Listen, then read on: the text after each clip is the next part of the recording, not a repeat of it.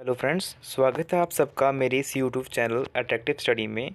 मैं इस वीडियो में क्लास 10th के मैथमेटिक्स सैम्पल पेपर्स को डिस्कस करूंगा जो कि रिसेंटली सीबीएसई ने अपलोड किए हैं कि उनका जो लेटेस्ट पैटर्न होगा एग्ज़ाम का वो कैसा होगा।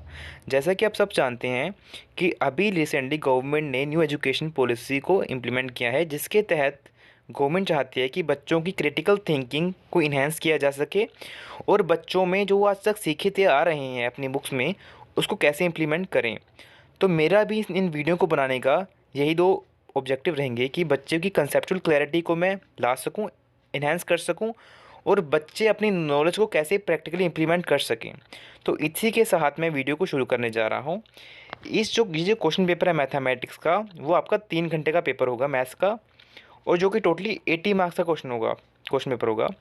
ये टोटली 2 पार्ट्स में डिवाइड होगा पेपर, मतलब पार्ट ए और पार्ट बी। जो पार्ट ए होगा उसमें 16 क्वेश्चन आएंगे, फर्स्ट 16 क्वेश्चन आएंगे, और फर्स्ट 16 क्वेश्चन में भी जो 5 क्वेश्चन आपको ऐसे होंगे जिनमें आपको एक इंटरनल चॉइस मिलेगी। मतलब आपको 2 क्वेश्चन दे दी जाएगी, उनमें से सिर्फ आपको एक ही करना है। और जो उसका सेक्शन सेकंड होगा इसी पार्ट का, उसमें आपको केस बेसिस क्वेश्चन पूछे जाएंगे। अब ये क्या कौन से क्वेश्चन होते हैं? ये क्वेश्चन वो होते हैं, आपको एक सिचुएशन दे दी जाएगी रियल लाइफ में, और आपको उसमें अपने मैथमेटिक्स के जो आज तक अपने चैप्टर पढ़े हैं उसके तहत आपको उसमें फॉर्मूले लगाने पड़ेंगी कि इसमें कौन सा मैथमेटिक का फॉर्मूला सूट करता है उस क्वेश्चन में। और जो पार्ट बी होगा इसमें आपको देखोगे कि 21 से 26 क्वेश्चन आएंगे जो कि वेरी शॉर्ट क्वेश्चन होंगे और जो कि 2 मार्क्स के क्वेश्चन आएंगे। और 27 टू 33 जो क्वेश्चन होंगे वो 3 मार्क्स के क्वेश्चन होंगे और जो शॉर्ट आंसर टाइप क्वेश्चन होंगे। और जो 34 से 36 के बीच में होंगे वो 5 मार्क्स के क्वेश्चन होंगे। तो फ्रेंड्स, मैं इस वीडियो को शुरू करने जा रहा हूँ। मैं आपको एक चीज़ और बताना चाहता हूँ। मैं इस वीडियो में जितने भी मैं क्वेश्चन लूँगा उनको कम्प्रिहेंसिवली मैं इसमें डिस्कस करूँगा कि आपके जितने भी कंसेप्ट हैं वो क्लियर हो जाएं। और यदि आपको कुछ में डाउट है तो प्लीज़ मेरे को कमेंट करके बताना कि मैं उस पर दोबारा एक नई वीडियो बना सकूँ। तो बिना अपना समय व्यर्थ किए, टाइम वेस्ट किए, हम अपनी वीडियो को शुरू करते हैं। तो देखते हैं इसका फर्स्ट क्वेश्चन। तो जो फर्स्ट क्वेश्चन है वो है express 156 as the product of primes. मतलब हमें 156 को इसके प्रोडक्ट को प्राइम फैक्टर्स में लिखना है। अब हमें पता होना चाहिए प्राइम नंबर होते क्या हैं।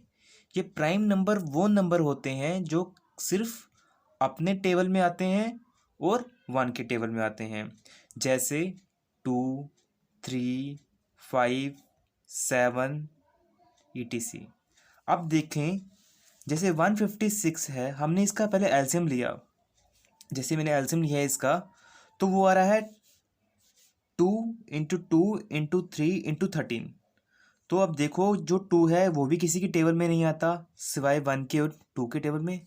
और जो 3 है वो भी सिर्फ अपने टेबल में आता है और 1 के टेबल में आता है। और 13 भी सिर्फ अपने टेबल में आता है और 1 के टेबल में है। तो ये नंबर है प्राइम नंबर। तो हम इसको कैसे लिख सकते हैं? 2 की पावर 2। 2 की पावर 2 कैसे हुई? जब 2 इंटू 2 बेस इनके सेम है तो पावर 1 है, यहाँ भी 1 है तो पावर ऐड हो जाएंगी। बेस सेम है तो पावर ऐड हो जाती है। 2 का स्क्वायर इंटू 3 इंटू 13। तो हम इस नंबर को ऐसे लिख सकते हैं प्राइम फैक्टर्स में। ठीक है। जो नेक्स्ट क्वेश्चन है इस पेपर का वो है write a quadratic polynomial sum of whose zeros is 2 and product is 8। हमें क्वाड्रेटिक पोलिनोमियल की इक्वेशन लिखनी है जिसकी जो जीरोस हैं उनका जो सम है, सम होता है ऐड प्लस, और जो प्रोडक्ट है वो है -8। ठीक है। हमें पता है कि जो जीरोस हैं मैंने इसमें माना है वो अल्फ़ा और बीटा, 2 जीरोस हैं मेरे पास। सम का जैसे तो आपको मैंने मतलब बताया वो होता है प्लस। तो मैंने 2 जीरो को जब प्लस किया, जो उनका सम था वो गिवन था 2, तो मैंने इस 2 को यहाँ लिख दिया। हम जानते हैं और इनको लिखते हैं -b/a की फॉर्म में। ये बेसिकली आपके पास 2 क्वाड्रेटिक इक्वेशन होंगी। उन इक्वेशन में से उनकी जीरोस फाइंड किए हैं, 2 जीरोस निकली हैं जिनको हम लिखते हैं -b/a की फॉर्म में। तो मैंने देखा मेरे पास तो सिंपल 2 था, तो मतलब जो मेरा b होगा वो होगा -2। और जो मेरा a था यहाँ पे कुछ नहीं है, तो मतलब यहाँ पे क्या है 1, तो मतलब a क्या होगा मेरा 1, 2/8। 1। उसी टाइप में मेरे पास प्रोडक्ट गिवन था, प्रोडक्ट होता है अल्फ़ा इंटू बीटा, मतलब जो ज़ीरोस हैं उनका प्रोडक्ट है, वो गिवन है मेरे पास -8, और उसको हम लिखते कैसे हैं, c/a की फॉर्म में। तो मतलब जो मेरा c है वो -8 है, और जो मेरा a है वो 1 है, तो इसको लिख सकते हैं -8/1। तो उसी टाइप में मैं लिख सकता हूँ कि मेरा जो a है वो 1 है, जो मेरा b है वो -2, और जो मेरा c है वो -8 है। तो इसको पोलिनोमियल की फॉर्म में कैसे लिखेंगे? तो पोलिनोमियल को लिखने के लिए आपको हमेशा इस इक्वेशन को याद रखना है, मतलब ax² + bx + c। तो आपने जहाँ जहाँ a, b और c की वैल्यू हमने जो ऊपर निकाली है, इसको आपने पुट कर देना सिंपली, जैसे 1x² + -2x + -8। तो जो सम आएगा वो क्या होगा, मेरा जो रिक्वायर्ड सोल्यूशन होगा वो होगा x², क्योंकि जो 1 है वो किसी से भी मल्टीप्लाई होता है तो वही एज इट इज़ बन जाता है, तो x² - 2x - 8। चलिए इसका नेक्स्ट क्वेश्चन देखते हैं, जो है क्वेश्चन नंबर 3।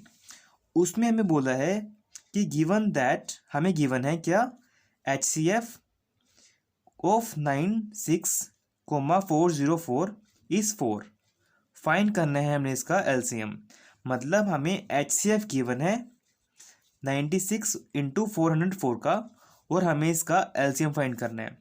तो आपको हमेशा पहले एक चीज़ हमेशा ध्यान में रखनी है कि जो LCM × HCF होता है वो प्रोडक्ट ऑफ टू नंबर्स होता है, ऑफ दैट टू नंबर, मतलब कि ये 96 और 404 हैं, इनका जो हम मल्टीप्लाई करेंगे, और जो उसका LCM और HCF गिवन है वो ये है, जैसे कि 4 और LCM हमने निकालना है।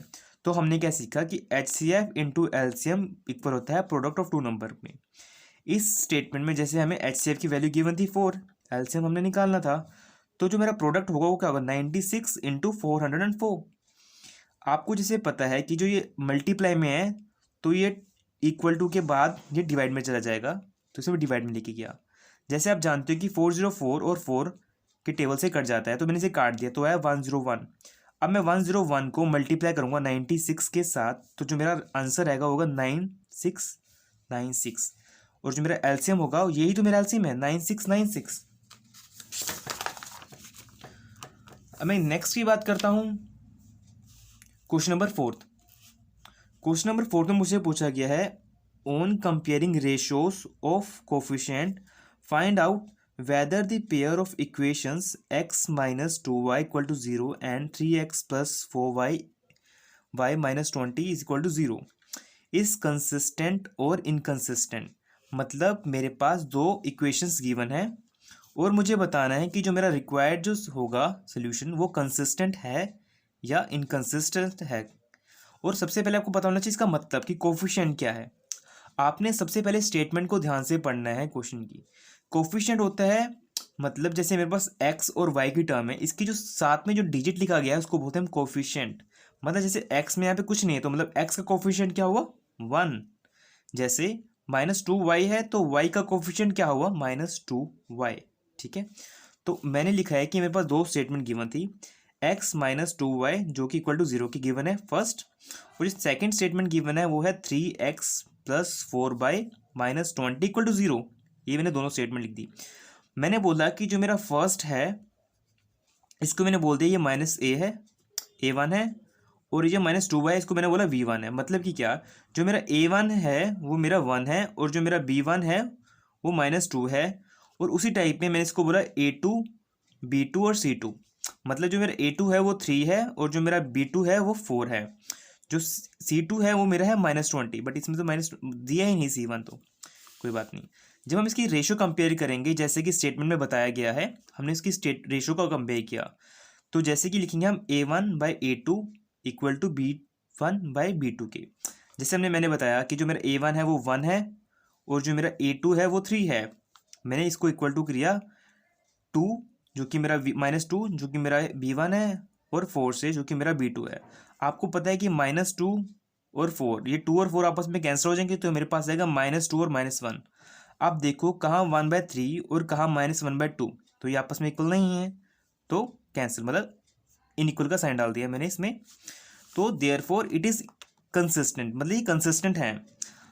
मैंने इसका एक नोट बना के रखा है स्पेशली, आप इसे ज़रा ध्यान से देखना। अगर आप इसे ध्यान से देखोगे तो आपका थोड़ा कंसेप्ट ज़्यादा डेवलप हो जाएगा और आपको थोड़ी ज़्यादा सब्जेक्ट पे पकड़ हो जाएगी। तो ज़रा ध्यान से देखिए, जब भी हम रेशियो कंपेयर करते हैं A1/A2, अगर वो नॉट इक्वल आता है B1/B2, तो इस स्टेटमेंट में ये जो लाइंस है वो आपस में इंटरसेक्ट कर रही हैं। मतलब अगर आप कभी से ग्राफ में ड्रॉ करोगे इन लाइंस को, आपको स्टेटमेंट गिवन होगी इक्वेशंस की, जब उसे ग्राफ में ड्रॉ करोगे उसमें जब x की वैल्यू 0 रखोगे, 2 रखोगे, 3, तो आपको y की इंडिविजुअल वैल्यू मिलती रहेगी। जब आप स्टेटमेंट में जब बनाओगे ग्राफ में, तो आप देखोगे जब ये दोनों लाइन होंगी वो एक आपस में एक पॉइंट पे कट करेंगी, ठीक है। तो हमें क्या पता लगा कि A1/A2 अगर नॉट इक्वल टू B1/B2 हो तो वो इंटरसेक्ट कर रहे हैं। तो मतलब ये लाइन्स जो होंगी वो आपस में इंटरसेक्ट करेंगी, जैसे एक पॉइंट पे इंटरसेक्ट कर रहे हैं, तो मतलब इसका एटलीस्ट एक सोल्यूशन तो होगा। तो इसको हम क्या बोलेंगे, एग्जैक्टली वन सोल्यूशन। तो मतलब इसका अलजेब्रिक फॉर्म में एक सोल्यूशन तो होगा ही होगा। जो नेक्स्ट क्वेश्चन है मेरा 5th, उसमें मैं पूछा गया है if A and B are coprime number then find the HCF। मतलब अगर मेरा A और B जो है वो एक को प्राइम नंबर है, तो मुझे इसका HCF फाइंड करना है। तो आपको पता होना चाहिए कि को प्राइम नंबर होते हैं क्या है। First of all prime number क्या होते हैं। प्राइम नंबर वो नंबर होते हैं जो सिर्फ अपने टेबल में डिवाइड होते हैं या वन के टेबल में डिवाइड होते हैं, अपने टेबल में आते हैं या वन के टेबल में आते हैं। मतलब अगर मैं मानता हूँ, मेरा उदाहरण का मतलब है को प्राइम, मतलब दो प्राइम नंबरों की बात कर रहे हैं, दोनों ही आपस में प्राइम नंबर हैं। अगर मैं उदाहरण लूँ, फॉर इंस्टेंट मान लो कि मैंने A लिखा है 3 और B लिखा है 5। आप देखना जो 3 है वो भी सिर्फ अपने टेबल में आता है और 1 के टेबल में आता है, जो 5 है वो भी अपने टेबल में आता है और 1 के टेबल में आता है। जैसे कि हमें पता है कि HCF क्या होता है, वो होता है हाई कॉमन फैक्टर, मतलब इन दोनों में आपस में सबसे बड़ा कौन सा फैक्टर कॉमन है। तो देखना ये 3 है और ये 5 है, ना 3 5 के टेबल में आता है और ना 5 3 के टेबल में आता है। तो मतलब देखें तो 1 जो है वो 3 की टेबल में भी आ रहा है और 1 के टेबल में भी आ रहा है। मतलब जो 1 है वो 3 को भी डिवाइड कर रहा है और 5 को डिवाइड कर रहा है। तो जो उसका हाई कॉमन फैक्टर जो होगा वो होगा 1। ओके फ्रेंड्स, अब मैं इसके लास्ट क्वेश्चन को लेके चल रहा हूँ इस वीडियो के, वो है क्वेश्चन नंबर 6। इसमें मेरे को कहा गया है find the area of a section of a circle with radius 6 centimetre if angle of the section is 60 degree. मतलब मेरे को एरिया फाइंड करना है एक सेक्शन का, सर्कल के सेक्शन का। मतलब कि मेरे पास कोई एक सर्कल है, उसका एक सेक्शन गिवन है। मतलब अगर आपसे ड्रॉ करोगे तो एक सर्कल होगा, उसका एक पर्टिकुलर सेक्शन दिया है जिसका एंगल मेरे को 60 गिवन है। तो मेरे को इसका एक एरिया फाइंड करना है इस सेक्शन का। अगर आप देखोगे एक सर्कल बनेगा, सर्कल के बीच का एक एरिया मेरे को दिया है जिसका एंगल 60 डिग्री है। तो जो मेरे पास गिवन है मैं उसको पहले लिख रहा हूँ कि मेरे पास एंगल गिवन है।